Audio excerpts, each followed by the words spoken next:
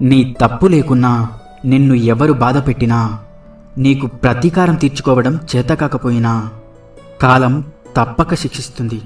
వస్తే రాని ఎంత పెద్ద కష్టం వచ్చినా చావు కంటే చిన్నదే కదా. వచ్చేవి పోయేవి మూడు: పేదరికం, వ్యాధి, డబ్బు. వచ్చినా పోనివి మూడు: కీర్తి, జ్ఞానం, విద్య. పోతే రానివి మూడు: కాలం, యవ్వనం, పరువు. వెంట వచ్చేవి మూడు: పాపం, పుణ్యం, అలాగే నీడ.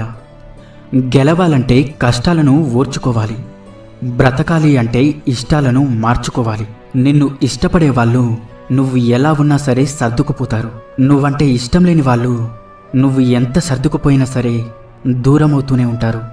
అలాంటి వాళ్ళ గురించి ఆలోచించి నీ సమయాన్ని వృధా చేసుకోకు. నీ మనసుని బాధ పెట్టుకోకుండా ముందుకు వెళ్ళు.